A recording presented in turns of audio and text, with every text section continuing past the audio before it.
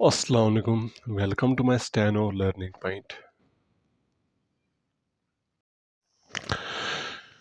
Chapter 6th हमारा है phraseography. Phrasing. Phraseography is the writing of two or more words together without lifting the pen.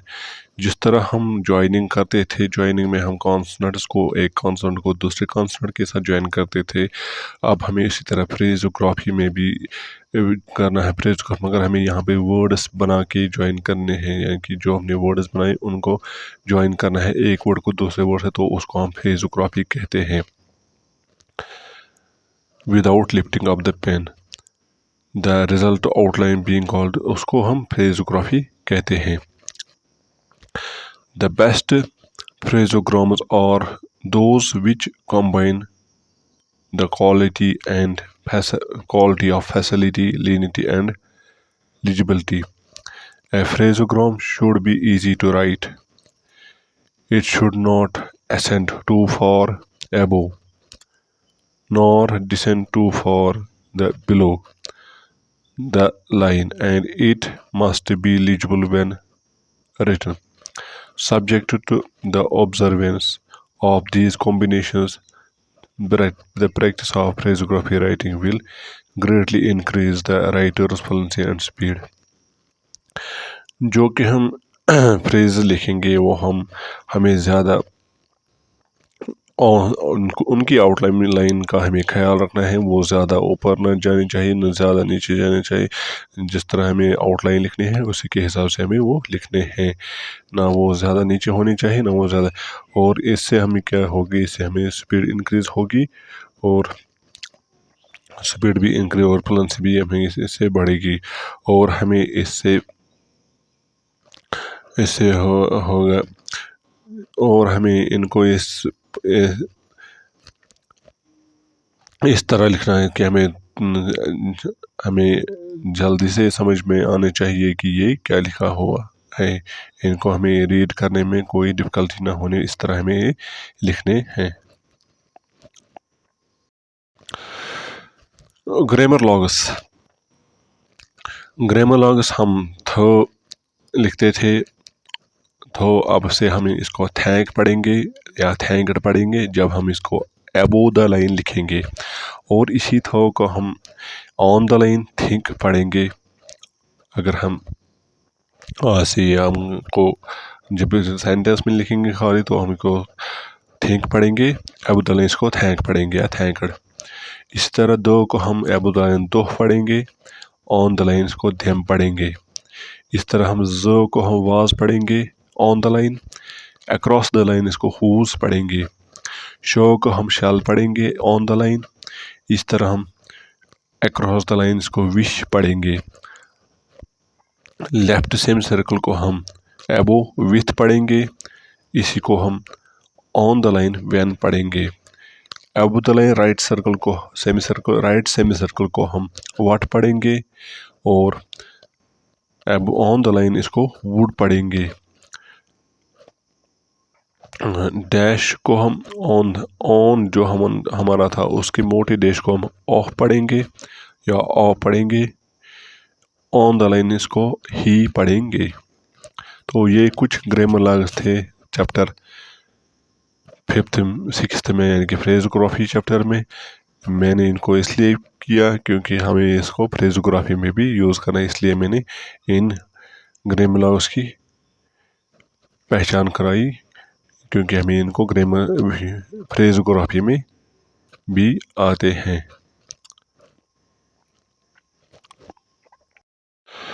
The first word form of a phraseogram must occupy the position in which it would be written if it stood alone. Thus, the phrase "how can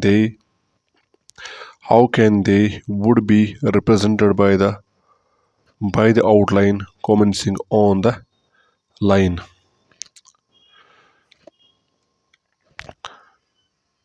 जब हम कोई phrase लिखेंगे तो उसका जो पहला word होगा उसी पे डिपेंड होगा कि वो ऑन द लाइन जाएगा या अबव द लाइन या अक्रॉस द लाइन।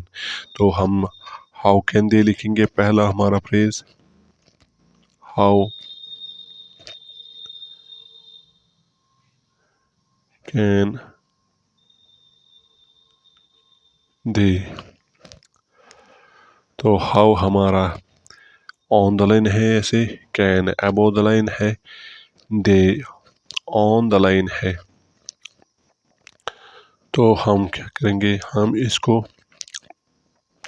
हाउ को ऑन द लाइन ही रखेंगे, कैन इसके साथ ज्वाइन करेंगे, दे भी इसके साथ ज्वाइन करेंगे। यहाँ पे ग्रामर में हमें वावल दिखाने की ज़रूरत नहीं है, हमें ऐसे ही समझ आना चाहिए।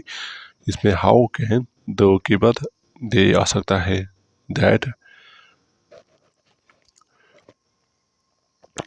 तो इसी तरह जब कोई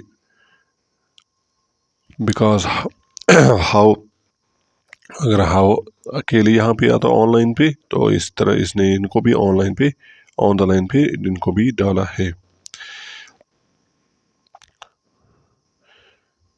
इस तरह अगर कोई दूसरा सेंटेंस आ जाए जिसमें हमें अबव द लाइन दोनों हो, for example I thank you, तो हम आई अबव द लाइन लिखते हैं, थैंक भी अबव द लाइन लिखते हैं, यू ऑन द लाइन लिखते हैं। तो हमें क्या करना है, तो हम आई थैंक यू, आई थैंक को अबव द लाइन लिखेंगे और यू को थैंक के साथ ज्वाइन करेंगे ऑन द लाइन। हमें इसको ट्रांसलेट नहीं, क्योंकि इसमें दो हमारे ऑन अबव द लाइन आ गए। इस तरह दूसरा वर्ड है हमारा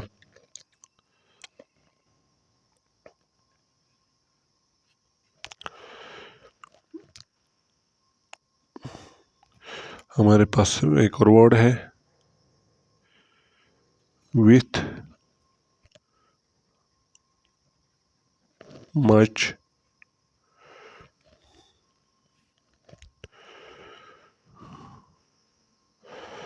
with much,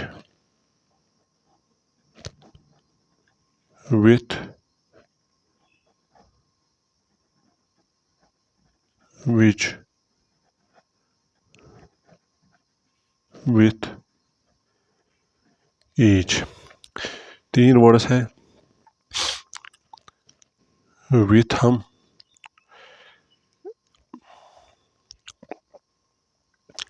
above the line left semi circle लिखते हैं, मच हम अबव द लाइन चो लिखते हैं, विथ हम अबव द लाइन, विच हम ऑन द लाइन चो लिखते हैं, विथ हम अबव द लाइन लिखते हैं, ईच हम अक्रॉस द लाइन लिखते हैं। तो हमें यहाँ पर इनको सिर्फ विथ ही इनको ज्वाइन करना है, बाकी चो को हमें ऑन द लाइन अपनी जगह पे रखना है। तो हम लिखेंगे विथ मच,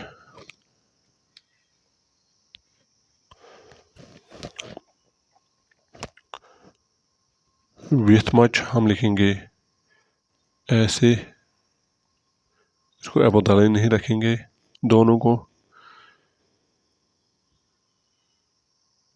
विथ विच को ऑन द लाइन लिखेंगे और विथ एज को अक्रॉस द लाइन लिखेंगे। हमें ये ख्याल रखना है, जब कभी हमें ऑन द लाइन या अबव द लाइन दूसरा आए तो हमें इसको अबव द लाइन दिखाना है, ऑन द लाइन दिखाना है, अक्रॉस द लाइन दिखाना है। इसके बाद है हमें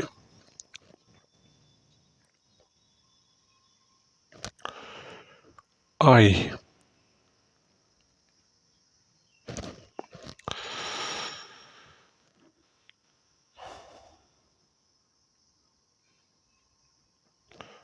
आई है हमें। Sound, I sound can be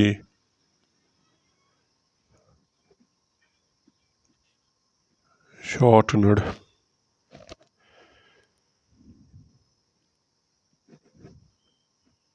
before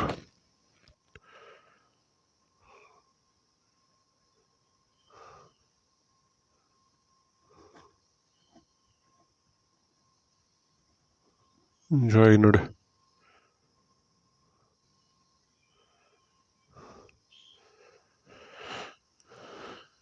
with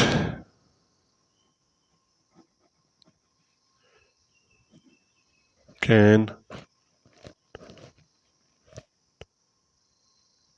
before joined with words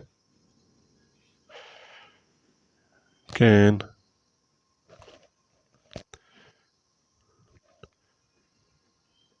am will।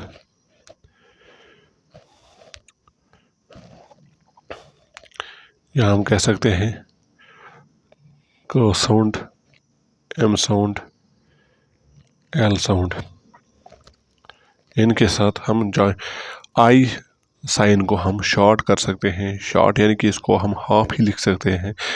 इनके साथ जब हमें कैन आ जाए इसके बाद, या एम आ जाए इसके बाद, या विल आ जाएगा इसके बाद।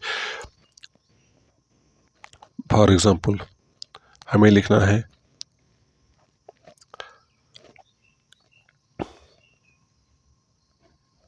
आई कैन या आई एम, आई विल। तो हम इसको ऐसे लिख सकते हैं I can, I am, I will. तो ये हो गया। आई साउंड हमने इसी में यूज़ किया है, इस ज्वाइनिंग में ही यूज़ किया है। यहाँ तक हम इसको, इसमें हम देख सकते हैं इसमें आई आया है, आई की शेप आई है, इसमें भी आई साइन की शेप आई है, इसमें हमने शॉर्टन किया है। तो हम इसकी गर्ज यही है कि हम इसको ज्वाइन कर सकते हैं इनके साथ, in case of in 3 words can, am and will.